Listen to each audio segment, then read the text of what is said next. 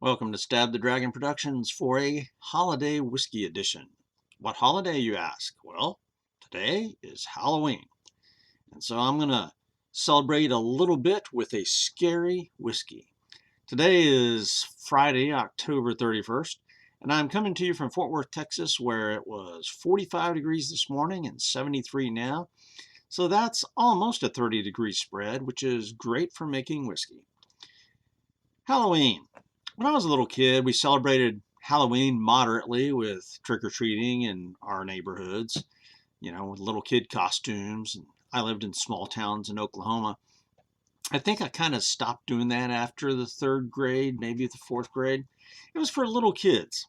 I definitely remember being Mighty Mouse one year when I was about 3 or 4, I think. And I also remember eating all the candy, of course. In Cub Scouts, I remember having some kind of a haunted house thing that we did. And one year, my brother and I put on a haunted house show for my parents in our home. I'm pretty sure we went to another professional haunted house somewhere when we were kids. I vaguely remember that. But by the 1970s, I was a teenager, and the church I was in sponsored a youth lock-in overnight that included games, food, and scary movies. But soon after that, in church circles, there came a wave of thinking that Halloween was really a bad idea, a bad holiday. Christians should not participate. And so in my church circles then and now, that seems to be the dominant view. Now, I can kind of go either way on the issue. I see definitely some of the bad roots of Halloween, the pagan side, but I also see some innocent fun with it, and I see also the Christian roots of it. Now, in raising our kids here in the big city, we chose not to participate. In recent years, though, we have started giving out candy to the neighborhood kids that have come by. But what I have noticed is that the trick-or-treaters now include not just teenagers, but parents who escort their kids, complete with costumes and bags, asking for candy, and even grandma with grandkids. And so I can, year after year, I see full families come up expecting candy. Yeah, so somewhere along the line, Halloween has been turned into a scam. It's no longer just for little kids, and the costumes have gotten very professional, shall we say. And this is one holiday that, again, it's got mixed roots of Christian and pagan. The term Halloween comes to us from the Scotch, and it's related to All Saints' Day on November 1st. And so this is technically All Saints' Eve or All Hallows' Eve, right? And it is a time in the Catholic traditions of praying for the dead. And as a Baptist, we don't pray for the dead. But it's also related to the pagan holidays of Samhain, a Celtic pagan festival celebrating the end of the harvest season or fall and the beginning of winter. And then to add insult to injury, you add in the commercial impulse that is a part of American culture, and bam, in the 20th century, you get all the costumes and candy parties, decorations, the professional haunted houses, and there's even seasonal stores that erupt everywhere, Spirit of Halloween or whatever it's called. Halloween is the second most money-making holiday after Christmas. Candy manufacturers, Halloween is the time they go in the black, right? I mean, that's their annual profits happen around Halloween. It's like with retailers, it's Christmas time. Well, for candy makers, it's Halloween time. But then, see, you toss in the evil, corrupt hearts of criminals and perverts, and there's simply no way I would let my kids go out trick-or-treating in the big city these days. The real world, you see, is far darker, more dangerous, and scary than any fictional or make-believe story like Dracula or Frankenstein. So let's now turn to the whiskey. What I've got here is a scary whiskey, right? This is Smokehead single malt Scotch whiskey from Ian MacLeod Distillers. It weighs in at 43% ABV. It is non-age stated on the bottle. I paid about $36 for this here locally at Total Wine, 750 milliliter bottle. My score for this whiskey is a 90. Letter grade, A+. I really like this one. And the bottle's kind of cool too.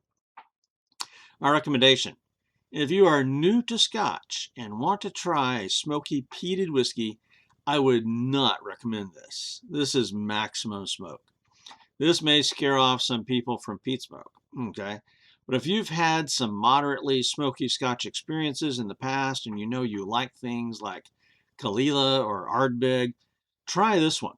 It's significantly less expensive than Kalila or Ardbeg, and yet it is darker and more smoky, and this will definitely be a favorite for me. So this is for people who really like heavy peat smoke. Okay, this is not for beginners. Let's go for a little bit of history. This whiskey company, Smokehead, was founded by Leonard Russell Sr. in 1933. Well, not Smokehead. It's Ian MacLeod Distillers, founded by Leonard Russell in 1933. It was a whiskey brokerage firm, and then in 63, they purchased the Isle of Skye blend. In 2003, they purchased Glengoyne Distillery and became Ian MacLeod Distillers. Smokehead Islay whiskey was started in 2006, and in 2011 they purchased the Tamdhu Distillery, and in 2017 they purchased the Rosebank Distillery and have reopened that. Smokehead, though, is sourced from another distillery company on Islay, but we don't know which one.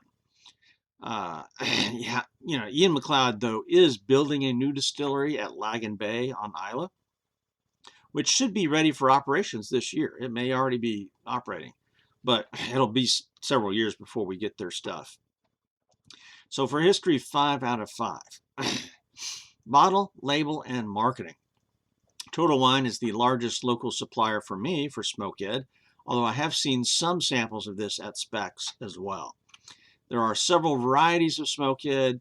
I chose, and I could have got any of them, but I chose the least expensive one to start with, the most basic version, right? Instead of all the finished versions or cast strength or whatever.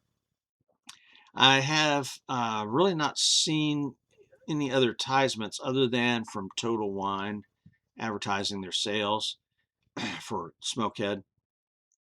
Now the box here is just as imposing as the bottle. There you go. So the total package, and there's the lid. Total packaging is really pretty nice.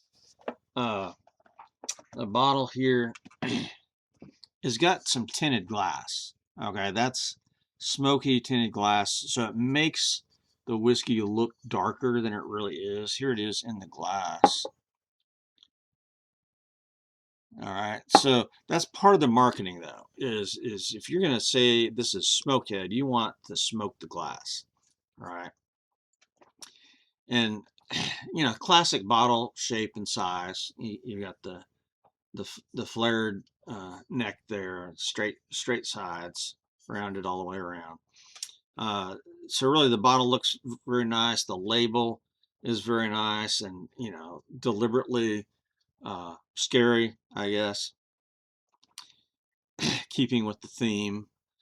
And the name and the box and the bottle all match the theme, as well as the whiskey inside.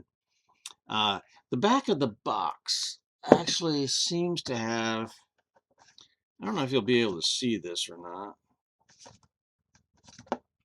If you look at that, you can see some splotches. I think that's supposed to be like smoke, right?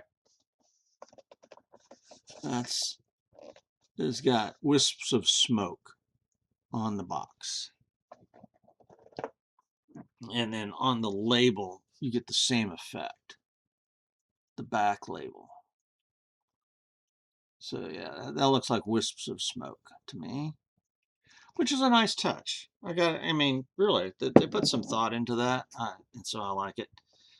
So this is really kind of marketed for the American consumer. I really have no idea what the Scotch actually think of this, because the brand itself is deliberately pushing the envelope, right? They deliberately kind of go counter to the Scotch world. So for bottle label and marketing, 5 out of 5 points. And again, appearance, it's darker than most single malts I've had. That's about a 4, a low 4, but I think it's a 4. And again, the bottle is clearly tinted, making it look that dark. And who knows how much caramel coloring goes on in there? I don't know. But you know, so I don't know. Is that a 4 or a 3? That's close. When I evaluated this the other day, I put a 3 down, but that's really close to a 4. I'm going to say I'm going to up that to a 4, and that'll make this a 91 instead of a 90. So we just raised the score, and sometimes I do that. When I look at this for a second time, I start tweaking it a little bit. Composition: this whiskey is 86 proof, so that's a good proof for Americans. Again, non-age stated. Although in my research, what I've seen is a couple of things. A lot of people say this is 7 years old, and I watched a video with Mike Brown, the global whiskey brand ambassador for Ian McLeod. He was interviewed with Tiff Christie on the podcast Cocktails Distilled in March of last year, 2024. And he stated that, they basically deliberately don't give the age because they want to create some mystique and mystery about their brand. They don't reveal which distillery they get this from. Again, they want to give a hint of mystery to their whiskey there. So I see what they're doing, and that kind of matches their persona of the whole company and the effort. I mean, first of all, when you call something Smokehead, I mean, that's a very non-Scottish way to label a whiskey, right? Everything else is Glen this and Glen that or whatever. But Smokehead, really? So again, I think that's directed at the American audience or consumer, the American consumer. And again, in that interview with Mike Brown, he said that they purchased their new make from an Islay distillery that is non-named, and then they put it in their own barrels and age it in their way. So all they do is purchase the new make from some distillery, and then they age it according to their standards. So that kind of makes sense. But they are a bit rebellious against tradition and deliberately push the borders of whiskey etiquette. And, they want you to focus on the taste and the experience for yourself, not on traditions and doing things the right way. And Mike Brown specifically goes around the world conducting classes on how to use their single malts in cocktails, which again pushes the borders of what's proper for Scotch. Because most people are not going to put single malts in cocktails. Although, even I think Lagavulin has cocktails listed on their website. So for composition, 13 of 15 points. Even though we don't know a whole lot about, what's in here, that's part of the game plan. 13 points. Now let's nose this whiskey.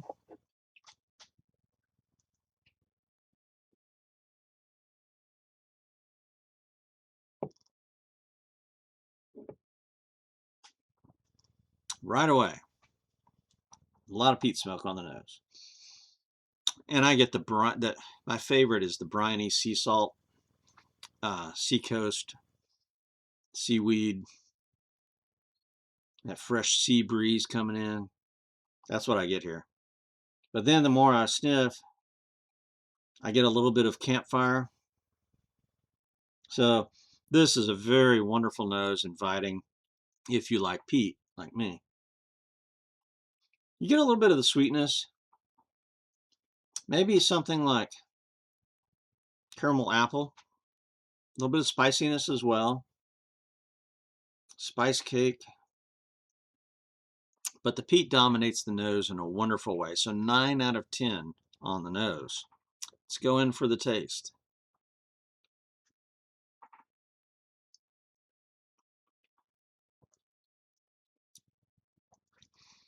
The sweet caramel apple hits first, but then the peat hits, and the peat builds. Okay, so it starts off gentle with the sweet caramel apple thing, and then a little bit of peat hits, and then it just kind of rolls, keeps going. The smokiness clearly dominates the palate. There's nothing subtle here.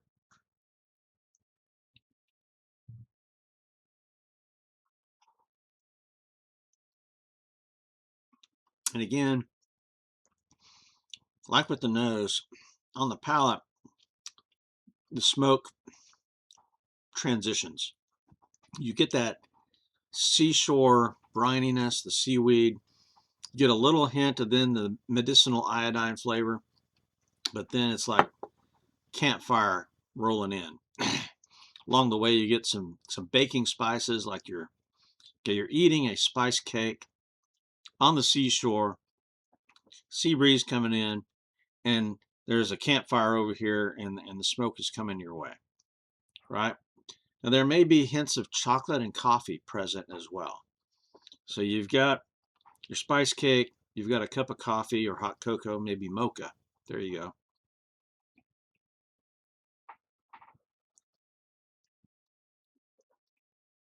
And maybe once in a while, just a little bite of that caramel apple. So this is wonderfully complex. It's bold, very smoky. 24 out of 25 for taste. I mean, this is close to perfection for me. Now, I enjoy Kalila, Bunnahabhain, uh, Highland Park's got some peat. Ardbeg is a favorite, but I think this may be the peatiest. Well, maybe not the peatiest of them all. I do have Glen Turret peated here, and Glen Turret is the only one I've had that is peatier than this. So 24 out of 25. Mouthfeel, burn, and finish. The mouthfeel is medium, creamy. Not much of a burn for 86 proof.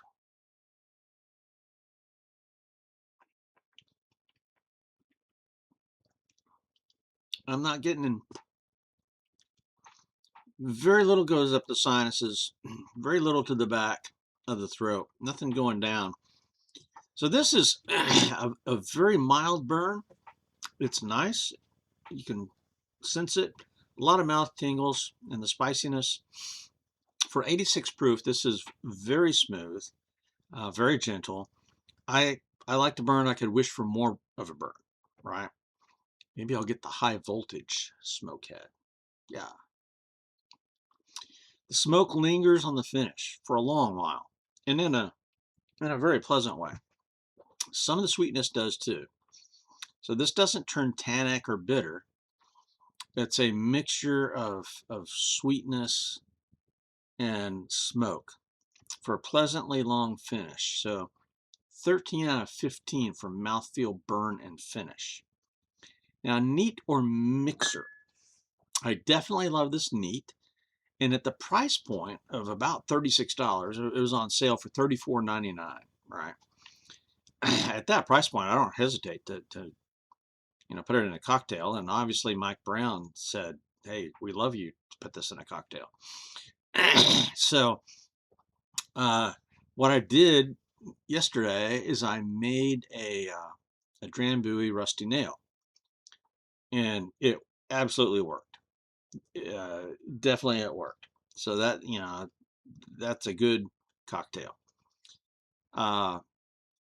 Let me pause this and go make another cocktail really quick.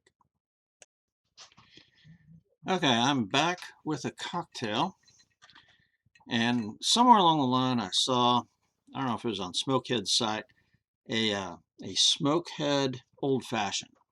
So what I've done is got Smokehead in there, some maple syrup, 2 cherries, some orange peel, and chocolate bitters, Aztec chocolate bitters. Cheers.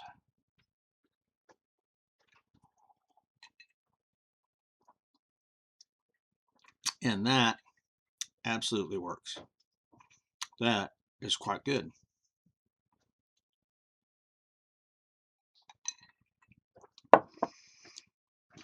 Okay, so for kneader mixer, 5 points. Price, value, and availability. Again, I paid $34.99 for this. It's a Spirits Direct whiskey at Total Wine. On sale for Halloween, normally it's $39.99. Goody Goody does not carry this brand. Specs carries some of this brand, but not this basic variety. So the price is exceptionally good, even at 40 bucks. The value is great. Availability, a little bit low. So 8 out of 10 for price, value, and availability. Bonus points. I am a bit of a Peated, I'll admit, and now I guess I'm a Smokehead. I really like this budget-friendly, totally smoky single malt that breaks some of the rules. I like the attitude I get from the brand, that rebel or even pirate spirit. Similar to Compass Box in some ways. Compass Box loved pushing the envelope, right? So 5 out of 5 bonus points, giving me a score of, with the modification for color, a 91. Letter grade for drinkability, A+. My analysis and recommendation, I confess my ignorance and lack of experience with smoky Scotch. I do really enjoy them. And, you know, I've had several from Ardbeg and Highland Park to Bunnahabhain and Kalila, you know, so, you know, Glen Turret. So maybe I don't know a good one from a bad one. I don't know. But I know this is really, I like it. I like it a lot. I like peated scotches the same way I love my Texas whiskeys that have the heavy Texas funk from the barrel char and the wood that's burned into the whiskeys by the harsh climate. So all that being said, if you're new to Scotch and you want to try a smoky peated whiskey, I would not recommend this. This will scare people off from peat smoke. I don't want to ruin anybody's palate. At the same time, there are some smoky veteran Scotch drinkers that may shake their heads at this, saying, it's too young. This is a non-age stated upstart whiskey that goes against the norms. Well, okay, have that attitude. I don't care. I will say that if you have some moderate smoky Scotch experience and you know you like things like Ardbeg 10 or Kalila, I would say try this one. It's significantly less expensive. You know, it's half the price of Kalila, and yet darker and more smoky. And so this one's going to definitely be a favorite with me, and I will be trying the other varieties. They have some cask finished varieties. So for StabtheDragon Productions and, I don't know, blended Scotch reviews maybe. It's not a blended Scotch, but cheers. Happy Halloween out here.